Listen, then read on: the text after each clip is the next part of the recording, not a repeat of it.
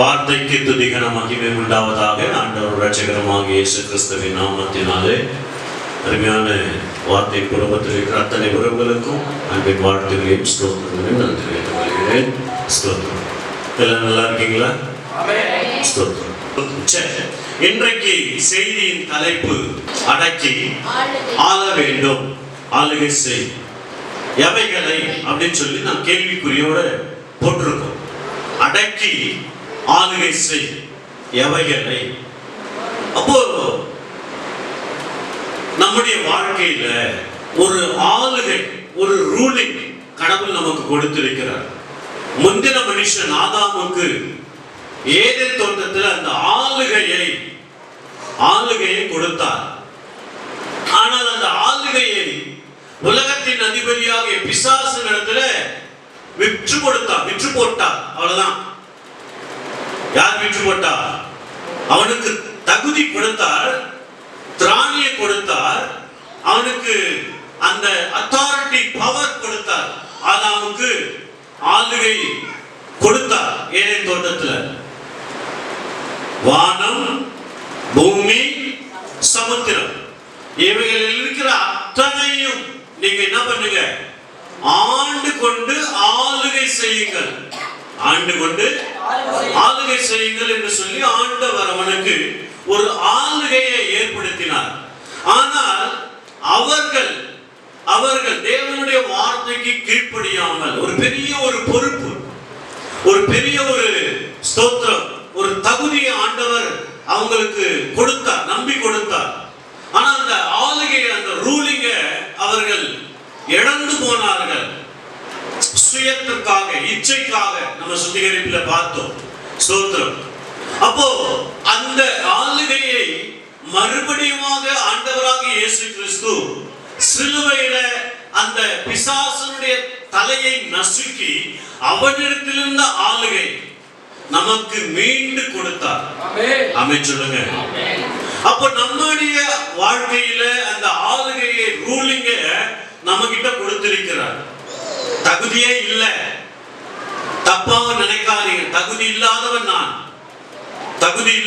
நான்.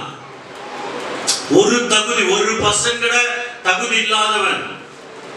ஆனால் அநேக ஜனங்களை, அநேக ஊழியக்காரர்களை கிறிஸ்துவின் பக்கமாய் திருப்புவதற்கு எனக்கு வசனம் என்கிறதான அதிகாரத்தை எனக்கு கொடுத்தபடியினால் அநேகரை அக்கிரமத்திலிருந்து, பாவத்திலிருந்து, நான் தகுதியே இல்லை. அப்போ என்னை நம்பி சில நபர்களை கொடுத்திருக்கிறார்.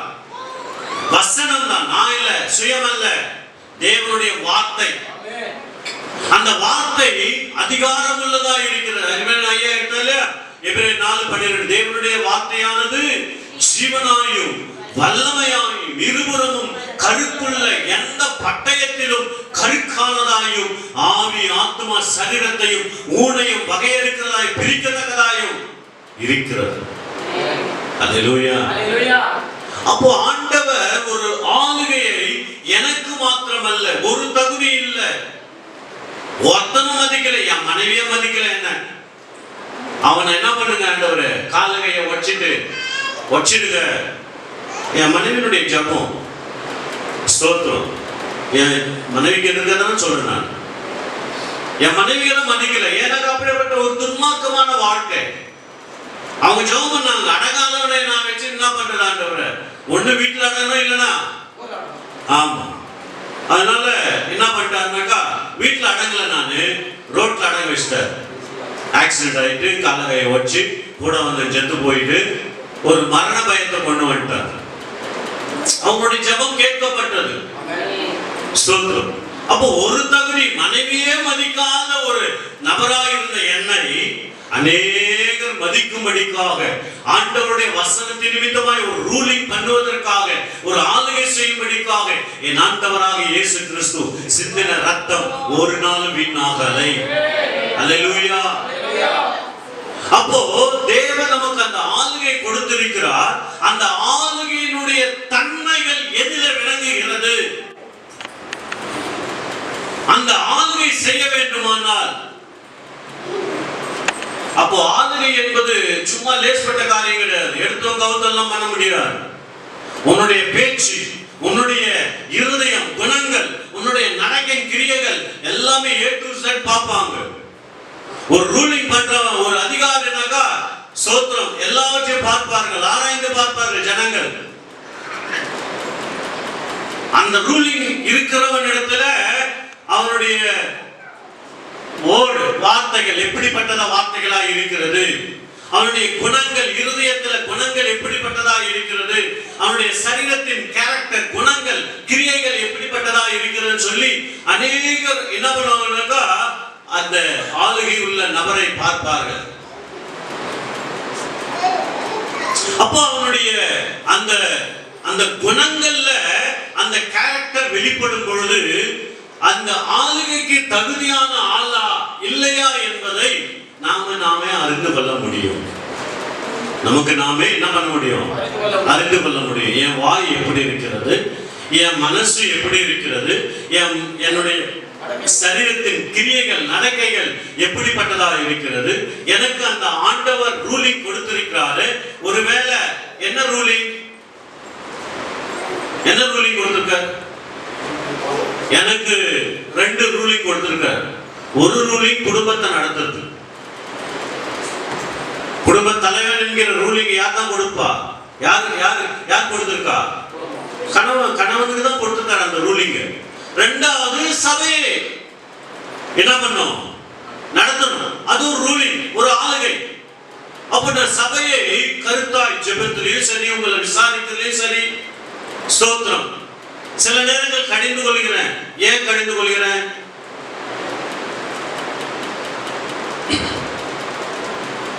அப்போ உலகத்துல சொல்லுவாங்க, ஐம்புலன்களை என்ன பண்ணு? அடக்கணும், அடக்கியாகணும். ஐம்புலன்கள் என்னது? ஐம்புலம் கண்ணு, காது, மூக்கு, வாய், அவனுடைய மெய்ப்பொருளாகிய சரீரம். இந்த 5ஐயும் அவன் கண்ட்ரோல் பண்ணிட்டானாக்கா ஆட்டோமேட்டிக்கா அவனுக்கு ரூலிங் ஆண்டவரே கொடுப்பார். மனுஷன் ஏற்படுத்த முடியாது. சபையை நடத்துவதற்கு மனிதனாக நாம் ஏற்படுத்தவில்லை. ஊழியக்காரர் அபிஷேகம் பண்ணா ஓகே, ஆனா இந்த அழைப்பை கொடுத்தவர் யாரு? தேவன். அப்போ ஒரு ரூலிங்கை ஆண்டவர் நமக்கு கொடுக்கிறார் என்றால் இந்த 5 அடக்கி ஆள வேண்டும். இந்த 5 அடக்கிட்டான்னாக்கா அவன் தான் ஸ்தோத்திரம். என்ன சொல்லுவாங்கன்னாக்கா ஒரு லெஜெண்ட் அப்படின்னு சொல்லுவாங்க. அவன் தான் ஒரு தகுதியான பாத்திரம். ஆனா இந்த 5 அடக்குவதற்கு நம்முடைய ஆவிக்குரிய ஸ்பிரிச்சுவல் லைஃப்லயும் சரி, இந்த உலகத்துக்குரிய வாழ்க்கையிலும் சரி, தடுமாற்றங்கள். அதனால திருக்குறள்ல அழகா சொல்றாரு. என்ன சொல்றாரு பாத்தீங்கன்னாக்கா, அடக்கம் அமரருள் உயிர்க்கும், அடங்காமை ஆறுகள் உயிர்த்துவிடும். ஆமா, அதனுடைய என்ன சொல்றாரு? அதனுடைய அர்த்தம் என்னன்னாக்கா, அடக்கம் ஒருவனை தேவர் உலகில் சேர்த்து விடுமா. தேவர் உலகில், தேவனுடைய உலகில், பரலோகத்துல சேர்க்கக்கூடியதான ஒரு ஒரு காரியத்தை ஆண்டவர் கொடுத்துருவாராம். தேவர் உலகில போய் வாழக்கூடிய ஒரு தகுதியம் அடக்கம். அடங்காமை இருக்கிறது. அதுக்கு என்ன சொல்றாருனாக்கா, ஸ்தோத்திரம், அடங்காமையோ நரகத்தில கொண்டு செல்லும் என்பதை பறைசாற்றுகிறது. அடங்காமை, கீழ்ப்படியாமை. இப்போ அந்த 5 அடக்கி ஆள வேண்டும் என்றால் நாம என்ன பண்ணணும்? அப்போ அடக்கம் என்பது என்னுடைய நல்லொழுக்கம், தற்பெருமை இல்லாமை, ஒருவரை நல்ல நிலைக்கு கொண்டு செல்லுமா. அந்த அடக்கம் என்கிறதான நல்லொழுக்கம், தற்பெருமை இல்லாத வாழ்க்கை நல்ல நிலைக்கு கொண்டு செல்லுமா. இந்த அடங்காமை என்பது அகங்காரம், ஆணவம் இவை ஒருவரை கெட்ட நிலைக்கு கொண்டு செல்லும். திருக்குறள் சொல்லுகிறது. இப்போ பைபிள்ல சொல்லப்பட்ட வார்த்தைக்கும் திருக்குறளுக்கும் நிறைய சம்பந்தங்கள் இருக்கிறது. இயேசுவும் திருவள்ளுவரும் ஒரே காலகட்டத்தில் வாழ்ந்தார்கள் என்று ஒரு ஆராய்ச்சியாளர்கள் சொல்லுகிறார்கள். இயேசுவினுடைய போதனைகளை கேட்டு திருவள்ளுவர் திருக்குறளை எழுதினார். திருக்குறள்ல சொல்லப்பட்ட அத்தனை திருக்குறள்களும் வேதத்திலே சொல்லப்பட்ட வார்த்தைகள். நல்லா புரிஞ்சுக்கணும், தப்பா சொல்லக்கூடாது. திருவள்ளுவர் எழுதின வார்த்தைகள் பைபிள்ல கிடையாது. பைபிள்ல சொல்லப்பட்ட வார்த்தைகள் தான் திருக்குறளா எழுதப்பட்டது. அப்ப யார் முதல்ல சொன்னா? தேவன் சொன்னார். அல்லேலூயா. அவர் சொன்னதான். ஆனா அவர் சொன்னதான் பைபிள் இருக்கு. நல்லா புரிஞ்சுக்கணும். திருவள்ளுவர் சொன்னதான் பைபிள் இருக்கு. ஆனா முதல் யார் சொன்னா? திருவள்ளுவருக்கு இயேசு சொன்னார்.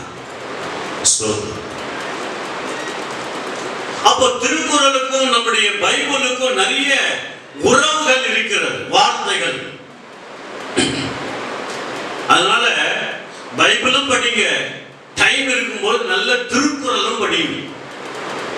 எனக்கு திருக்குறள் சுத்தமே வராது படிக்கும்போது. ஆமா, எனக்கு முதல் அதிகாரம் அந்த குறள் மாத்திரம் தெரியும். அகர முதல்ல எழுத்தெல்லாம் ஆதி பகவன் முதற்றே உலகு. என்ன சொல்ற திருவள்ளுவர் முதல் குறள்ல? அகர முதல்ல எழுத்தெல்லாம் ஆதி பகவன் முதற்றே. வார்த்தை தான் ஆதியில இருந்தது. ஒண்ணு அதுதான் முதல் குறள். இப்போ வார்த்தை இல்லாமல் எங்குமே எதுவுமே சிருஷ்டிக்க முடியும். ஆமென் சொல்லுங்க. அப்போ உலகத்துல அந்த உலக மக்களுக்கு அந்த திருக்குறள் என்பது ஒரு பெரிய ஒரு பொக்கிஷம். ஆவிக்குரிய ஸ்பிரிச்சுவல் லைஃப்ல சபைக்கு வருகிறதான தேவ பிள்ளைகளுக்கும் ஊழியக்காரர்களுக்கும் வேதம் ஒரு பொக்கிஷம். ஆமென் சொல்லுங்க. அப்ப வேதத்தில் இருக்கிறதான வார்த்தைகளை நாம கம்பேர் பண்ணி பார்த்தாக்கா அந்த திருக்குறள்ல நம்ம எடுக்க முடியும். திருக்குறள்ல எடுக்க முடியும். கண்ணால் காண்பது போய், காதால் கேட்பது போய், தீர விசாரிப்பதை மெய் அப்படின்னு சொல்லப்பட்டிருக்கிறது. அது எங்க இருக்கு வசனம்? 11ஆம் அதிகாரம். படிக்க சீக்கிரமா. கர்த்தருக்கு பயப்படுதல், கர்த்தருக்கு பயப்படுதல் அவருக்கு உகந்த வாசனையாய் இருக்கும். அவர் தமது கண் கண்டபடி, யாருங்க? கடவுளே தமது கண் கண்டபடி நியாயம் தீர்க்க மாட்டாரா? கண்ணால் காண்பது பொய். தேவனே கண்ணால காண்பது மெய்யா? நியாயம் தீர்க்காமல். படிங்க இரண்டாவது. காதால் கேட்பது பொய், தீர்ப்பு செய்யாமல். யாரு? கடவுளே தன் கண் கண்டபடி நியாயம் தீர்க்காமலும், தன்னுடைய காது தேவனே சொல்றார், தன் காது கேட்டபடி தீர்ப்பு செய்யாமலும் நீதியின்படி நியாயம் விசாரித்து தீர்ப்பு செய்கிறார். அப்போ என்ன சொல்றாரு? கண்ணால் காண்பதும் போய், காதால் கேட்பதும் போய், தீர விசாரிப்பதிலே மெய் அப்படின்னு சொல்லி உலகத்துல சொல்றாங்களே, அது எங்க எழுதப்பட்டிருக்கிறது?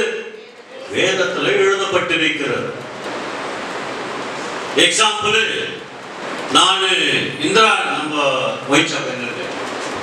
பாலாத்து கிட்ட நான் நிக்கிறேன். எம்ஜி பேலஸ் கிட்ட இருக்கு. ஓகே, பரவாயில்ல.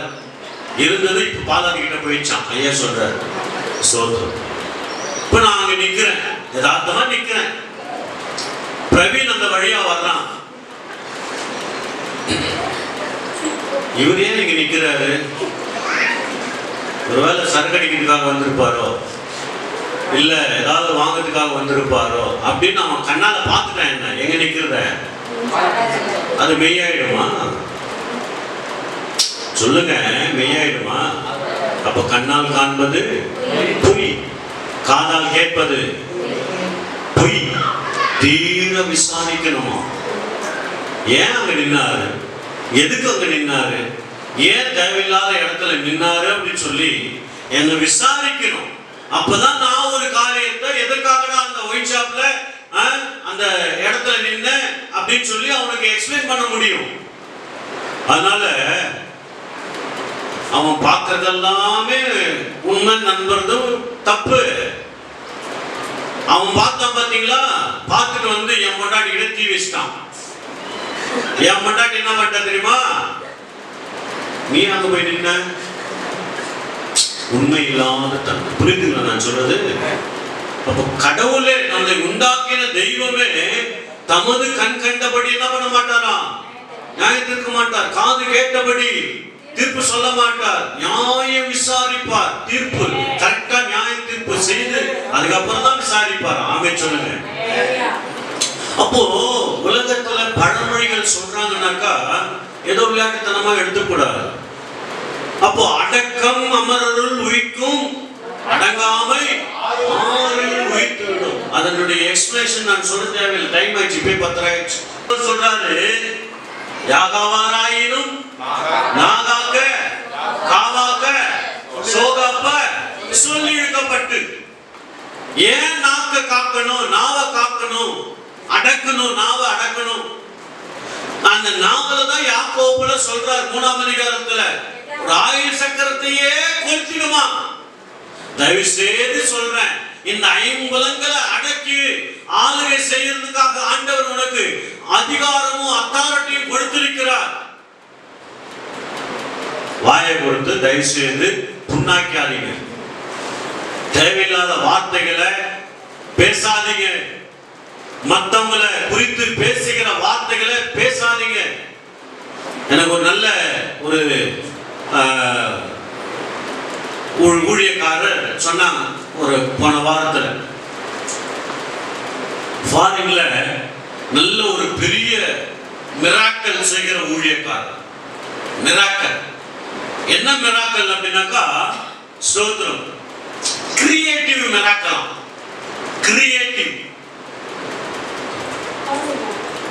இப்போ என்னுடைய கை இந்த சின்ன ஒரு விரல் மாதிரி இருக்குன்னு சொல்லலாம், ரைட் ஹேண்டு. இந்த ரைட் ஹேண்டு வந்து எனக்கு கை இல்லை, ஆனா அந்த அந்த முளைச்சிருக்கு, சின்ன விரல் மாதிரி தான் இருக்கு, அவ்வளவுதான் என்னுடைய கை. அந்த ஊழியக்காரர் ஜெபம் பண்ணாக்கா அந்த கை அப்படியே வளருமா. அதான் கிரியேட்டிவ் மிராக்கல். மிராக்கல் வேற, அற்புதம் செய்கிறது வேற. கிரியேட்டிவ் மிராக்கல், அந்த அளவுக்கு ஆண்டவர் ஒரு அத்தாரிட்டியை, ஒரு பவரை, ஒரு வல்லமை அந்த ஊழியக்காரருக்கு கொடுத்தார். கண்ணு, ஒரு கண்ணு இல்லையா, ஐபால் இல்ல, உள்ள போயிருக்கு, கண்ணு இல்ல. அந்த ஊழியக்காரர் அந்த கண்ணு உண்டாகட்டும் அப்படின்னு சொல்லி அந்த கை நீட்டாவே அந்த ஐபால் வந்து வெளியே வந்து நிற்குமா. அது கண் கூடார பார்த்த சாட்சிகள் நிறைய சொல்றாங்க.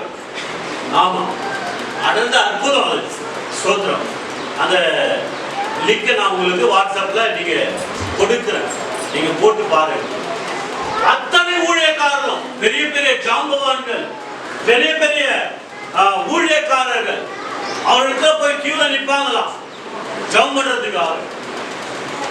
பாஸ்டர் எனக்காக அந்த ஜெபம் பண்ணுங்க, அந்த மிராக்கிள், அந்த கிரியேட்டிவ் மிராக்கிள் செய்வதற்கு எங்களுக்கு அந்த பவர் வேணும் அப்படின்னு சொல்லி எல்லா ஊழியக்காரர், பெரிய பெரிய ஊழியக்காரெல்லாம் அவர் முன்பாக முழங்கால் பட்டு ஜெபம் பண்ணுவாங்க. அப்போ அநேகருக்கு ஜெபம் பண்ணி அந்த மிராக்கிள் அற்புதங்களை செய்கிற அந்த வரத்தை கொடுப்பாராம் அவர்களிருந்து. சோத்ரம். எலியா கிட்ட இருந்து யார் பெற்றுக்கொண்டா? எலிசா. எப்படிப்பட்ட வரமா? ஆவின் வரம் ரெட்டிப்பாய் வேணுமா. எலிசா செஞ்சதை காட்டிலும், எலியா செஞ்சதை காட்டிலும் எலிசா அதிகமான ஒரு மிராக்கிள் பண்ணார் பைபிள்ல. சோத்ரம். அதுபோல அவர்கிட்ட போயிட்டு அவ்வளோ ஒரு கிரியேட்டிவ் மிராக்கிள் செய்கிற அந்த ஊழியக்காரனுக்கு அநேக ஊழியக்காரன் போயிட்டு ஜெபம் பண்ணான்.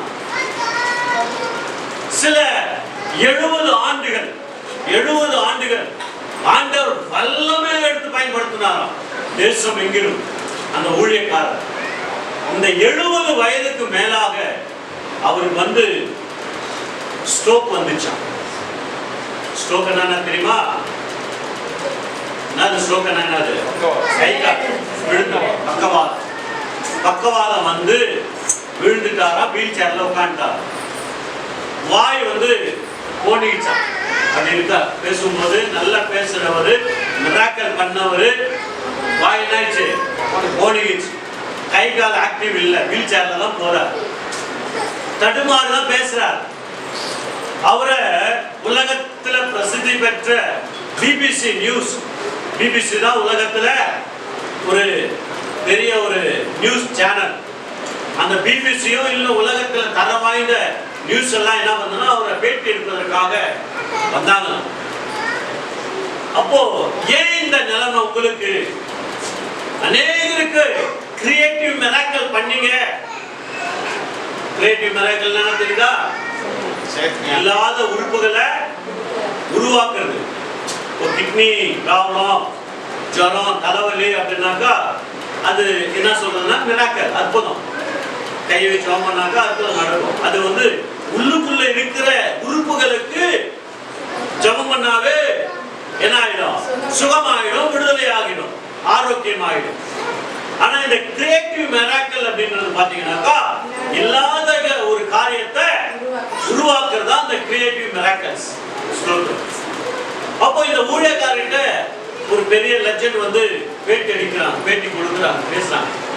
ஏன் இந்த நிலைமை உங்களுக்கு வந்தது அப்படின்னு சொல்லும்போது அவர் இருதயத்திலிருந்து ஓப்பனா ஸ்டேட்மெண்ட் கொடுத்தார்.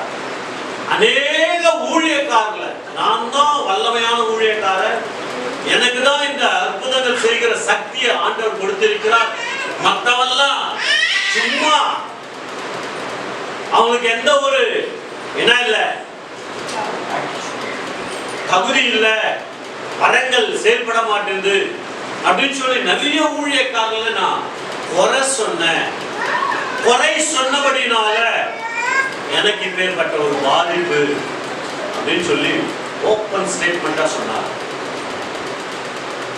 இப்போ மற்றவர்களை குறித்து தயவு செய்து நான் சொல்றேன், மறுபடியும் கண்ணால பார்த்தேன் அப்படின்னு சொல்லி சொன்னாங்கன்னா நம்பாதீங்க. உன் காதால கேட்ட காரியங்களை நம்பினாக்கா கேட்டதை நம்பாதீங்க. ஒருவேளை உங்களுக்கு டவுட்டா, என்னை பத்தி பேசியிருப்பாங்களா, இல்ல என்னை குறித்து இது மாதிரி யாராவது சொல்லியிருப்பாங்களா அப்படின்னாக்கா அந்த நபர் டு நபர் நேரா உட்கார்ந்து தெளிவடையிடுது. தெளிவடைஞ்சிட்டு நீங்க சமாதானத்தோட போங்க. மற்றவங்களை குறித்து தீர்ப்பு சொன்னீங்கன்னாக்கா தயவு செய்து நான் சொல்றேன், இந்த ஊழியக்காரருக்கு நேர்த்த அந்த காரியம் கர்த்தர் எனக்கு தண்டனை கொடுத்தா. ஊழியக்காரர்களை குறித்து நான் குறை சொன்னேன், அதனால என் வாய் கோடிக்குச்சு. ஊழியக்காரரை குறித்து நான் பெருமையா என் கைதான் வல்லமையான கை அப்படின்னு சொன்னேன். நான் மற்றவங்கெல்லாம் அந்த தகுதி இல்லை அப்படின்னு சொல்லி என் வாயால சொன்னேன். அதனாலதான் நான் முடக்கவாதம் இந்த வீல் சேர்ல உட்கார்ந்துருக்கிறேன் அப்படின்னு சொல்லி ஓப்பன் ஸ்டேட்மெண்டா அவர் சொன்ன காரியத்தை யூடியூப்ல பார்க்க முடியும்.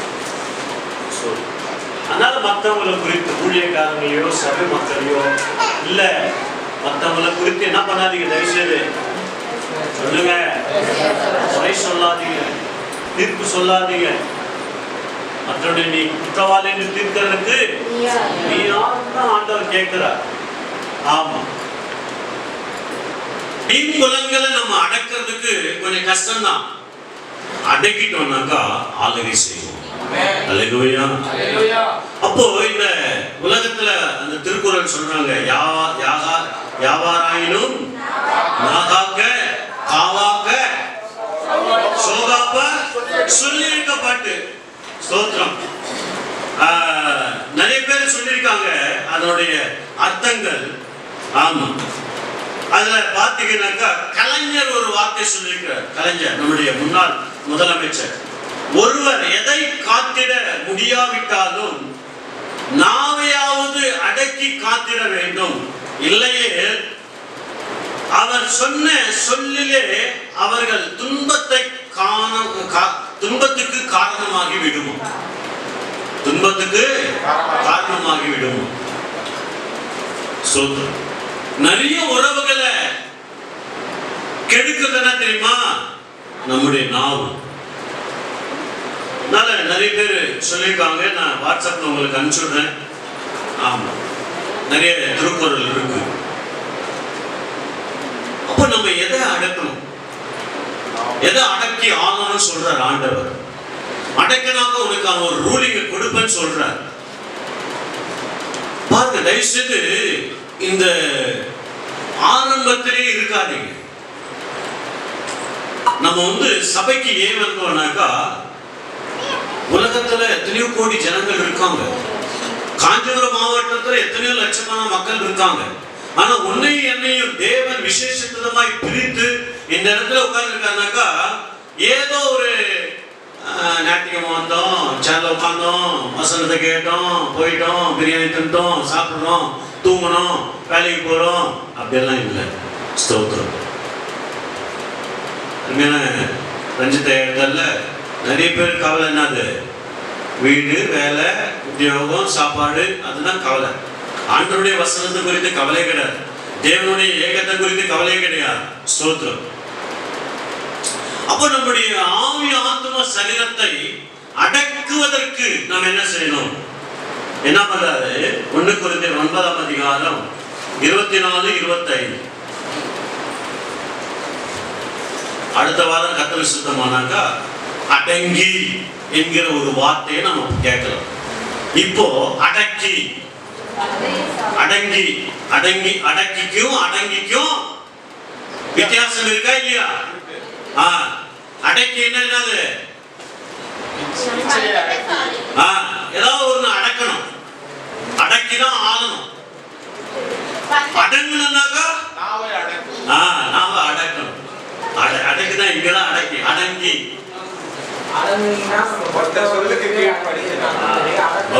அப்போ அடங்கிக்கும் அடக்கிக்கும் வித்தியாசத்தை நம்ம பார்க்கணும். ஒரே ஒரு சொல் தான், அங்க இக்கு அங்க இங்கு, அவ்வளவுதான், வேற இல்ல. மீனிங்கே மாறிடும். அடக்கி அடக்கி வார்த்தைக்கும் அடங்கி வார்த்தைக்கும் வித்தியாசம் இருக்கிறது. உண்மையா அதுல அடக்கி அப்படின்ற வார்த்தைக்கு எவ்வளவு ஒரு வார்த்தை நமக்கு வேதத்துல சொல்லப்பட்டிருக்கிறது. அடங்கி என்ன வார்த்தையின் ஆசீர்வாதம் அங்க பைபிள்ல சொல்லப்பட்டிருக்கிறது. நம்ம கண்டினியூவா பார்ப்போம். ஸ்தோத்திரம். சரி, படிங்க. 1 கொரிந்தியர் 9ஆம் அதிகாரம் 24-25. பந்தய சாலையில் ஓடுகிறவர் எல்லாரும் ஓடுவார்கள், ஆகிலும் ஒருவன் தான் பந்தயத்தை பெறுவான் என்று அறியீர்களா? நீங்கள் பெற்றுக்கொள்ளத்தக்கதாக ஓடுங்கள். பந்தயத்திற்கு போராடுகிற யாவரும் எல்லாவற்றிலேயும் இச்சை அடக்கமாய் என்னங்க? இச்சை அடக்கம். அடக்கம். இந்த இச்சைய ஐம்புலன்களை அடக்கிட்டேனாக்கா நீ ரூலிங் பண்ணுவ, நீ ஜெயிச்சிடுவ, உன் ஓட்ட பந்தயத்துல நீ முன்னாடி வந்துடுவ. படிங்க. இச்சை அடக்கமாய் இருப்பார்கள். இச்சை அடக்கமாய் இருப்பார்கள். அவர்கள் அழிவுள்ள கிரீடத்தை பெறும்படிக்கு அப்படி செய்கிறார்கள். நாமோ அழிவில்லாத கிரீடத்தை பெறும்படிக்காக அப்படி செய்கிறோம். என்ன ஓடுறோமா? இச்சை அடக்கத்தோடு ஆவிக்குரிய வாழ்க்கையில ஓடிக்கொண்டே இருக்கிறோம். ஆமென் சொல்லுங்க. ஆமா, நாய் ஓடுற மாதிரி இல்லை. சொல்லுங்க பக்கத்துல பார்த்து, நாய் ஓடுற மாதிரி ஓடாத, நாக்க தொங்க போட்டு ஓடாத. இச்சை அடக்க வேணும், மனசு கண்ட்ரோல் பண்ணணும். ஸ்தோத்திரம். புரியுதுங்களா? அப்போ உனக்கு ஒரு பந்தய சாலை ஆண்டவர் வைத்திருக்கிறார், ஒரு லக்க வைத்திருக்கிறார். அப்ப அந்த ஐம்புலன்களை அடக்கினாக்கா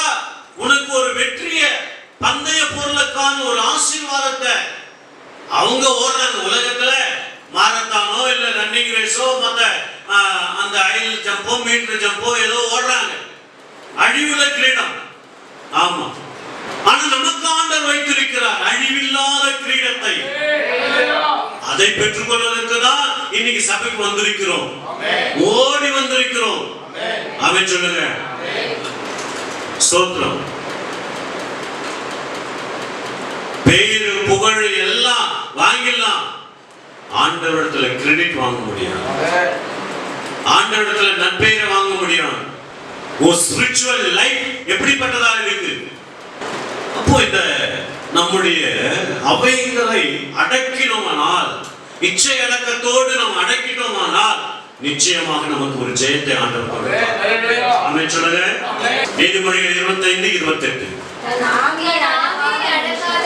தன் ஆவியை அடக்காத மனுஷன் மதிலிழந்த பட்டணம் போல இருக்கிறான். மதிலிடிந்த பட்டணம் போல இருக்கிறான். ஆமா, நாவை அடக்கணும், வாயை அடக்கணும். நீதிமொழிகள் 11:13 படிக்க சீக்கிரமா, நேரம் இல்லாதனால வசனத்துக்கு நேரா போயிருக்கு. புறங்கூறி திரிகிறவன் ரகசியத்தை வெளிப்படுத்துகிறான். ஆவியில் உண்மையுள்ளவனோ காரியத்தை அடக்கி வாசிப்பான். எந்த இடத்துல சொல்லணும், எந்த இடத்துல பேசக்கூடாது. யார் அடக்கி வாசிப்பா? காரியத்தை அடக்கி வாசிப்பவன் யாரு? ஆவியில உண்மையுள்ளவன். புறங்கூறி திரிகிறவன் யாரா? ரகசியத்தை வெளிப்படுத்துகிறான், வச்சுக்கவே மாட்டான் உள்ள. அது நம்ம சொன்னா எவ்வளவு பாதிப்பாகும். ஒருத்தரை குறித்து, ஒரு நபரை குறித்து, ஒரு குடும்பத்தை குறித்து மத்தவங்க கிட்ட சொன்னா என்ன பாதிப்பாகும், எப்படி அவங்களுடைய ரியாக்ஷன் ஆகும், எவ்வளவு பாதிப்புள்ள ஆவாங்கன்னு சொல்லி நிறைய பேர் தெரியாம இந்த லொடலொடா வாய் இருக்கு இல்லையா, இதை வச்சுன்னு சும்மாவே இல்ல. யாராவது ஒரு சீக்கிரம் சொன்னாங்கன்னாக்கா அதை அவங்களுக்குள்ள வச்சுக்கின்னு சோத்துறோம். மற்றவங்களுக்காக அந்த ஜபத்தை பண்ணணும். தப்பு செஞ்சானா தப்பு செய்யல, நம்ம பார்க்கல. புறங்கூறி திரிகிற வாழ்க்கை நமக்கு தயவுசெய்து வேணாம். ஆனால் உண்மையுள்ளவனோ காரியத்தை என்ன பண்றானா அடக்குவான். வேணாம், இப்ப வேணாம், யாரையும் எதுவும் பேசக்கூடாது. அந்த அடக்கிறதுக்கு நாம அடக்கி ஆளுட்டோம்னாக்கா எல்லாத்தையும் ஜெயிச்சிடும். ஆமென் சொல்லுங்க. இரண்டாவது நீதிமொழிகள் 10:19 படிங்க. சொற்களின் மிகுதியினால் பாவம் இல்லாமற் போகாது. தன் உதடுகளை அடக்குகிறவனோ, பாருங்க, நாவு அடக்கணும், உதட்டு அடக்கணும், வாயை அடக்கணும். ஏன் வாய், நாவு, நம்முடைய உதடு அடக்கணும் சொன்னாக்கா அந்த ஆயுள் சக்கரத்தை கொளுத்து விடுகிறதா இருக்கிறது நாவானது. சிறிய நாவுதான் பெரிய காட்டை என்ன பண்ணிடும். பெரிய சபைய, பெரிய குடும்பத்தை சின்ன ஆயிடும். ஒரு தீப்பொறி போதும் பத்த வைக்கிறது. இந்த கொளுத்து விடுகிற இந்த நாவை அறுத்து தீக்கு போட்டு கொளுத்துற, மற்ற குடும்பத்தை கொளுத்துற, எரிந்து ஜகஜோதியா ஆஹா ஆஹா இருதயத்துல அந்த நாவை என்ன பண்ணு, நீயே கட் பண்ணி தூக்கி போட்டு தயவுசெய்து பேசாம இருந்துவோம். நாவை அடக்கி ஆள வேண்டும். இரண்டாவதாக நீதிமொழிகள் 16:32. மனசு, நம்முடைய ஆத்துமாவை பலவானை பார்க்கிலும் நீடிய சாந்தமுள்ளவன் உத்தமன். பட்டணத்தை பிடிக்கிறவனை பார்க்கிலும் தன் மனதை அடக்குகிறவன் உத்தமன். தன்னுடைய ஆத்துமாவில பட்டணத்தையே பிடிச்சிடலாம், ஓஹோ ஆஹா அப்படின்னு எண்ணம் கொண்டிடலாம். ஆனா அந்த மனசு அடக்கணும். முதல்ல பிடிக்க முடியுமா? பேச்சினால அப்படியே பந்தா காய்ச்சிடலாம். ஆனா அந்த மனசை ஒவ்வொரு நாளும் அடக்கி ஆள வேண்டும். பட்டணத்தை பிடிக்கிறவனை காட்டிலும் தன் மனதை அடக்குபவர் உத்தமன். மனசை அடக்கி ஆளுடாக்கா நீ பெரிய ஒரு என்ன சொல்றது, உன்னை அடிச்சுக்கவே முடியும் மனசை அடக்கிட்டீங்கன்னாக்கா. ஏன்னா இந்த மனசுல தான் எல்லாத்துக்கும் ஊற்று காரணம் இங்கதான். எது உன்னுடைய சரீரத்தின் கிரியைகள்ல வெளிப்படணுமோ அது மூணாவது சரீரத்தின் கிரியைகள்ல வெளிப்படுகிறது. ரெண்டாவது இந்த ஆவியில வர காரியம் சரீரத்துல மூணாவது, ரெண்டாவது இந்த ஆவியில பேசுகிறதான வார்த்தைகள், அதுக்கு முன்பாக ஒன்னாவது இந்த மனசு. இந்த மனசை நீங்க அடக்கிட்டீங்கன்னாக்கா உங்களை போல ஒரு கெட்டிக்காரர் யாருமே கிடையாது. அதான் அடிக்கடி சொல்லுவேன், உனக்கு சூடு இருக்கக்கூடாது, சொர்ணம் இருக்கக்கூடாது, ரோஷம் வரக்கூடாது, மானம் ஈனம் எதுவுமே இருக்கக்கூடாது. யாருக்கு?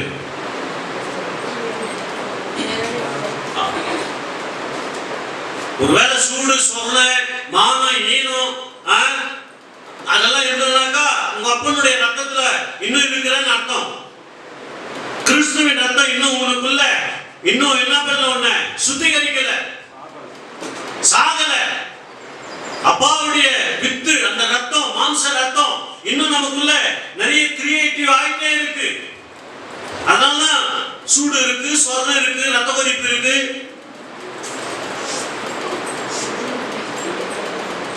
இயேசுவினுடைய விலையேற பெற்ற ரத்தத்தினால நீங்க கழுவப்பட்டது உண்மையானால் அவர் என் இயேசு மனசு தாழ்மை உள்ளவர், சாந்தம் உள்ளவர். அமைச்சர் கோபமே வராது, கோபமே வராது. திட்டுறியா திட்டியோ, அடிக்கிறியா அடிச்சுக்கோ, கணத்துல அடிக்கிறியா இந்த கணத்துலயே காட்டுறாரு. ஸ்தோத்திரம். என் ஆண்டவர் எவ்வளவு நல்லவர் பாருங்க.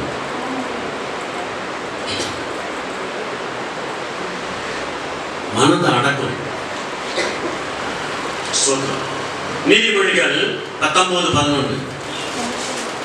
மனுஷனுடைய விவேகம் அவன் கோபத்தை அடக்கும். கோபத்தை அடக்கும். மனுஷனுடைய விவேகம் கோபத்தை அடக்குமா?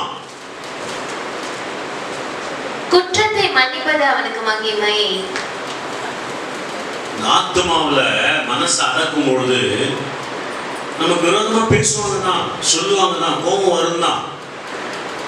ஆனா இந்த கோபத்தை அடக்கிட்டோம்னு வச்சுக்கோங்களேன், அந்த வருது இல்லையா உள்ளுக்குள்ளிருந்து கோபம், எரிச்சல், பழி வாங்கின துடிக்கிற அந்த எண்ணம், அந்த குணம், அதெல்லாம் நீங்க அடக்கிட்டீங்கன்னாக்கா ஆண்டவர் உனக்கு ரூலிங் கொடுப்பார். அமைச்சுடுங்க. மத்தவனை அடக்கி ஆளுன்ற அந்த ஒரு அகம்பாவத்துல நடக்காதீங்க. உங்க மனசை நீங்க அடக்கிட்டீங்கன்னாக்கா யாரா இருந்தாலும் சரண்டர். புரியுதுங்களா நான் சொல்றது? என் மனசை நான் அடக்கிட்டேனாக்கா என் பொண்டாட்டி, என் பிள்ளைங்க யாருக்கு சரண்டர்? எனக்கு சரண்டர். என் வாயின் வார்த்தைகளை நான் அடக்கிட்டேனாக்கா, என் சொல்ல நான் அடக்கிட்டேனாக்கா, என் பிள்ளைங்க, என் மனைவி, என் குடும்பத்தார் என்ன பண்ணுவாங்க? சரண்டர். சரண்டர்னாக்கா ஸ்தோத்திரம், அடிமை இல்ல, அன்பு. அன்புல சரண்டர் ஆயிடுவாங்க. செஞ்சு பாருங்களேன். கோபம் வராம, கோபத்தை காட்டாம அடக்கி, உன் வாய் வார்த்தையில மற்றவங்களை ஏளனமா பார்க்காம, பேசாம, அவதூறு சொற்களா சொல்லாம, உன் வாயையும் உன் ஆத்மாவையும் அடக்கி ஆளுங்கள, எல்லாம் அன்பு சரண்டர் உங்ககிட்ட வந்து. நான் சொல்றது புரியுதுங்களா? அன்புல சரண்டர் ஆகிடும். என்ன மாதிரி கோபக்காரன் எவனும் கிடையாது. ஸ்தோத்திரம். என்ன சொல்றதுனாக்கா, இந்த நாடி நரம்பு அந்த ரத்தம் இருக்கிற வரைக்கும் தான் நிறைய பேர் சொல்லுவாங்க, ரத்தம் இருக்கிற வரைக்கும் தான் ஆடுற, அடங்கத்துக்குன்னு ஒரு நாள் வரும் அப்படின்வாங்க. புரியுதுங்களா? உலகத்தில் நிறைய பேர் சொல்லுவாங்க, பெரியவங்கெல்லாம், ஆடுற சாமி ஆடு, அடங்கிறதுக்கு ஒரு காலம் வரும். ரத்தம் சூடு இருக்கிற வரைக்கும். ஆமாம், நானும் வாலிபனாக இருக்கும் பொழுது நான் சொன்னேன்ல சாட்சியா 1ஆம் தேதி நம்ம ஆண்டு விழாவிலே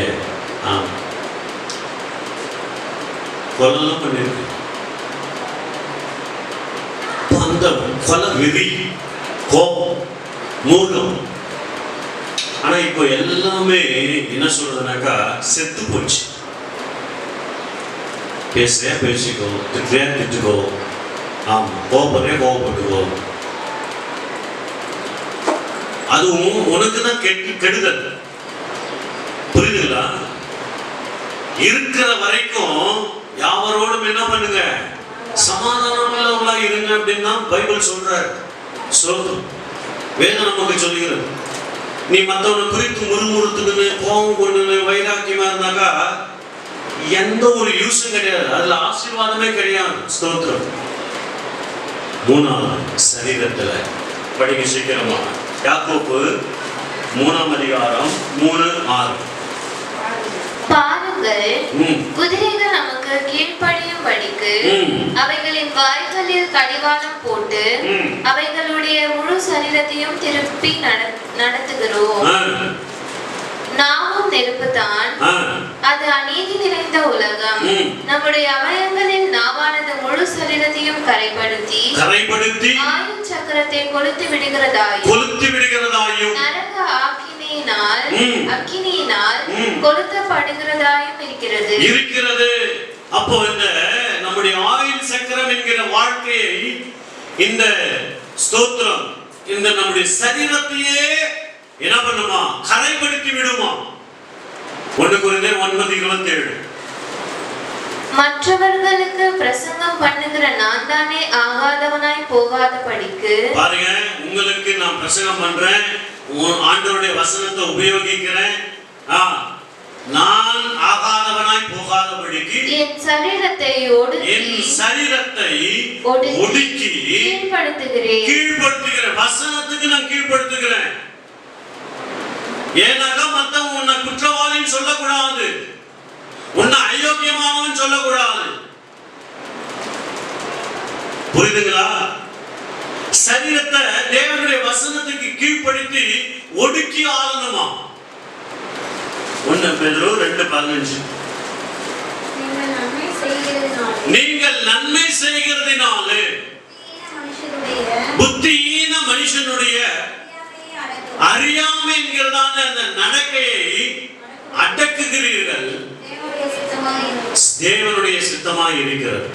இப்போ ஒரு மனுஷனுடைய அறியாமை நடக்கையின் வாழ்க்கையை நன்மை செய்கிறதுனால நீங்க அவங்கள அடக்கிடுவீங்க.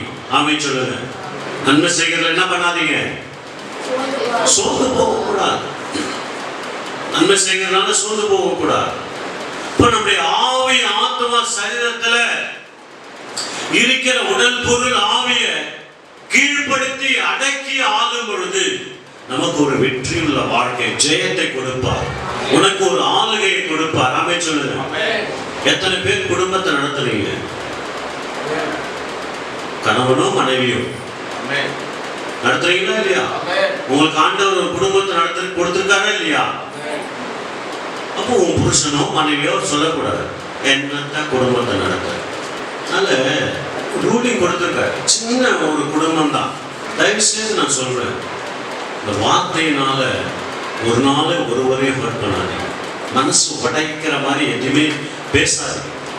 மற்றவங்களை குறித்து தெரியாம, புரிஞ்சிக்காம, தீர விசாரிக்காம யாரை குறித்து யாரை குற்றவாளியாக தீர்க்காதீங்க. அப்ப நமக்கு ஒரு ஆளுகையை, ரூலிங்க கொடுத்திருக்கிறார். ஏன் செல்ஃப் கண்ட்ரோல், எனக்கு ஒரு ரூலிங் கொடுத்திருக்கிறார். நான் சொல்ற வார்த்தைக்கு கீழ்ப்படிவாங்க. என் இருதயத்தின் நல்ல குணங்களுக்கு ஆண்டவர் ஜனங்களை கொடுப்பார். என் நடக்கைக்கு தக்கதான ஆசீர்வாதத்தை நான் பார்க்க முடியும். முதல்ல நம்முடைய தனிப்பட்ட செல்ஃப் ரெஸ்பெக்ட் ஒன்று இருக்கு இல்லையா, அதுல நீங்க ஜாக்கிரதையா இருங்க. மற்றவங்க குற்றவாளியை தீர்க்காதபடிக்கு நீ ஜாக்கிரதையா இரு. அதான் தீர்க்கத்துக்கு பவுல் சொல்றார், உன்னுடைய எல்லாருக்கும் முன்மாதிரியாக நீ காண்பி. ஸ்தோத்திரம். மற்றவன் என்ன பண்ணக்கூடாது, உன்னை குற்றவாளியாக தீர்க்காதபடிக்கு உன்னுடைய உபதேசத்திலும் உன்னுடைய நற்கிரியைகளிலும் அநேகருக்கு முன்மாதிரியாக இரு அப்படின்னு சொல்லி தீமோத்தேயுவுக்கு என்ன பண்ணுவாரு? பவுல் எச்சரிப்பு கொடுப்பார். நீ ஒரு ஊழியக்காரன், சபை நடத்துகிறவன். அப்ப தனிப்பட்ட முறையில இஷ்டம் போல ஆடக்கூடாது, மனம் போன போக்குல ஆடக்கூடாது. ரெண்டாவது, உன்னுடைய குடும்பத்துல உனக்கு ஒரு ரூலிங் கொடுத்திருக்காரு. அது கணவனா இருந்தாலும் சரி, மனைவியா இருந்தாலும் சரி, உன் குடும்பத்தை நடத்துவதற்கு ஒரு ரூலிங்க, ஒரு ஆளுகையை கொடுத்திருக்கிறார்.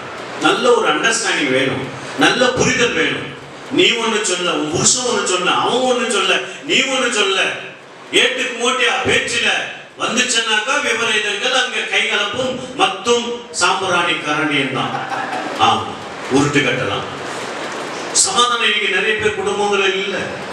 ஏன் தெரியுமா? அடக்கை ஆளுக அந்த குணங்கள் உன்னால முடியல. உன்னுடைய சபை, நம்முடைய திருச்சபை, உன்னை எல்லாரும் பார்க்கறாங்க, சோத்திரம், கண்காணிக்கிறாங்க. என்னைக்கு பைபிள் தூக்கினியோ எல்லாரும் பார்ப்பாங்க. ஸ்தோத்திரம். தயவு செய்து நீ பப்ளிக் லைஃப்ல செய்யற வேலை ஸ்தலத்துல உனக்கு ஒரு ரூலிங் கொடுத்திருக்கிறார். அது சின்ன வேலையோ பெரிய வேலையோ எந்த வேலையா இருந்தாலும் சரி, அதுல நீங்க உண்மையா இருக்கு. கர்த்தர் உங்களுக்கு ஒரு ஆசீர்வாதத்தின் மேன்மையை கொடுப்பார். ஆமென் சொல்லுங்க. அப்போ இந்த ஐம்புலன்களை அடக்கினோம்னாக்கா, குறிப்பாக இந்த மனசையும் ஆவியையும் அடக்கினோம்னாக்கா, உன் சரீரம் ஆட்டோமேட்டிக்கா என்ன பண்ணும்? கீழ்ப்படி. அடக்க முடியலனாக்கா உனக்கு அவ்வளவுதான், நம்ம தான் நினைச்சுக்கணும். ஸ்தோத்திரம். அவமானமான வார்த்தைகள், அவமான சொற்கள், உன்னை யார் எப்படின்னு சொல்லி ஆமா மற்றவங்க உன்னை கணக்கு காமிச்சுவாங்க, பார்த்துருவாங்க. அதனால ஒப்பு கொடுத்து நான் கேட்ட வார்த்தைகளின் படி கர்த்தாவே, ஆவி ஆத்ம சரீரம், குறிப்பாக என் நாவை அடக்க வேண்டும். நாவை அடக்காம நீ எதை அடக்கிறியோ இல்லையோ, மனம் போன போக்கில இச்சிக்கிறியா, அது மனம் திரும்பிடலாம். ஆனா இந்த நாவல வர்ற வார்த்தைகளை விட்டுட்டேனாக்கா அது ஒரு தீய இருள், காரிருள்ல அடங்காமை, காரிருள் அடங்கிவிடும். காரிருள்ல இருள் நரகத்துல கொண்டு போயிடுமா? திருவள்ளுவர் சொல்லியிருக்கிறார், அடக்கம் அமரர்கள் உயிர்க்கும், அடங்காமை ஆறுகள் உயிர்த்து விடும். அப்படின்னா ஆறு உயிர்னாக்கா நரக இருள், நரகத்துல உன்னுடைய வாழ்க்கையை கொண்டு போயிடும். யார் காப்பாற்ற முடியாது? அப்ப நம்முடைய வாழ்க்கையில அடக்கம் வேண்டும், அடக்கம் வேண்டும். என் வாய், என் ஆத்துமயம், என் சரீரத்தின் கிரிகள் கீழ்ப்படுத்தி நான் ஒடுக்கி ஆள வேண்டும். இயேசு கிறிஸ்து உனக்காக சிலுவையில கொடுத்த அந்த ரூலிங்க ஆண்டவர் மறுபடியும் உனக்கு கொடுக்கணும்னு சொல்லி, அது சின்னவங்க கிடையாது, பெரியவங்க கிடையாது, எல்லாருக்குமே கொடுத்திருக்கிறார். அதை நம்ம ரிசீவ் பண்ணதான் முக்கியம். அதுக்கு கீழ்ப்படிந்து நம்ம நடக்கதான் முக்கியம். ஒப்பு கொடுப்போம். கேட்ட வார்த்தைக்காக எல்லாம் தேவனை ஸ்தோத்திரம் பண்ணுவோமா?